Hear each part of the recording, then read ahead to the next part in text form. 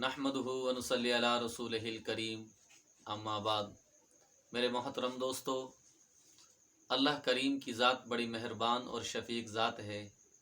वो चाहते हैं कि मेरे बंदे दुनिया में मेरे बनकर ज़िंदगी गुजारें और मेरे दिए हुए माल में से मेरे बंदों पर ख़र्च करें और मेरे बंदों के साथ मोहब्बत करना सीखें।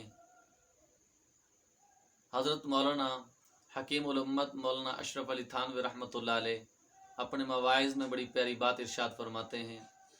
आप फरमाते हैं कि लोगों, गुरूर और तकब्बुर अल्लाह को बिल्कुल पसंद नहीं है। और फिर इसके ज़िमन में हज़रत ने बड़ा प्यारा वाक़या नकल फरमाया बांग्लादेश के शहर ढाका में एक बहुत बड़े नवाब रहते थे और उस नवाब की इतनी दौलत थी कि पूरे ढाका में उस जैसा अमीर कबीर कोई नहीं था। उसका इंतकाल हो गया। उसका एक बेटा और एक बेटी थी। बेटा और बेटी साहिबजादे, उनके दिमाग के अंदर दौलत का गुरूर और नशा था। इंसान को इंसान नहीं समझते थे, बल्कि गुरूर और तकब्बुर की बुनियाद पर इंसानियत को रुतबा देने के लिए भी तैयार नहीं थे। किसी से बात नहीं करते थे, अपने नशे में रहते, बल्कि दूसरे लोगों की तजलील करते। एक बात ये भी जहन में रख लीजिएगा, पैसे का आ जाना कोई बड़ी बात नहीं है, लेकिन उसके होते हुए इंसान अपने आपे में रहे, अपनी औकात से बाहर ना हो।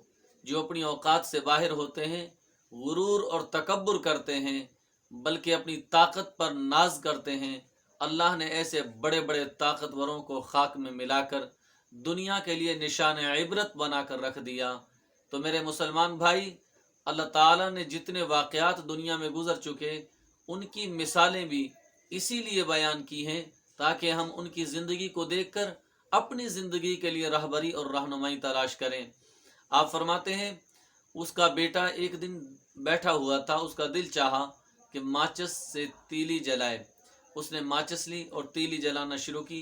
अपने मुंह के करीब जब तीली जलाने लगा तो उसके अंदर से एक बू सी उठी।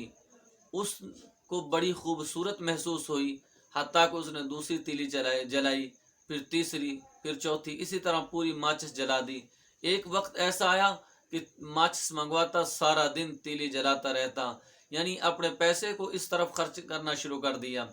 और वो जो दूसरी बेटी थी, यानी उस नवाब की दूसरी बेटी थी, उसके साथ क्या हुआ? फरमाया कि एक दफ़ा वो बाज़ार गई, दुकान पर कपड़े ख़रीदने के लिए। जब कपड़े लेने के लिए गई, दुकानदार ने कैंची से थोड़ा सा कट लगाया, कपड़ा काटा और उसके बाद उस कपड़े को पकड़कर खींचा। खींचने के बाद जो आवाज़ निकलती है, उसके दिमाग के अंदर वो आवाज़ रच बस गई। बल्कि घर आई, कपड़े और भी लेकर आई, इसने भी उन कपड़ों को यूं ही फाड़ना शुरू किया। अब सारा दिन ऐसे ही चलता रहता, कपड़ों के थान मंगवाए जाते और इसके सामने फाड़ा जाता। इसके दिल को सुकून रहता, बल्कि इसे खुशी होती। और उधर भाई माचिस की तीलियां जलाता रहता। यानी अल्लाह करीम ने इन ऐसी सजाएं देकर इबरत का निशाना बनाकर रख दिया। तो मेरे मुसलमान भाई, चंद दिन गुजरे कि दौलत ख़त्म हो गई, पैसा ख़त्म हो गया, दोनों बहन भाई फ़कीर बन गए। और बेगम बाज़ार आज भी ढाका के अंदर मौजूद है। उसकी गलियों में कासा उठाकर लोगों के सामने सवाल करते फिरते थे। तो मेरे मुसलमान भाई, ऐसा ना बने कि लोगों के लिए इबरत का निशान बन जाए। दौलत आ गई है तो दूसरों को हकीर न समझें, अल्लाह की मखलूक पर खर्च करना सीखें।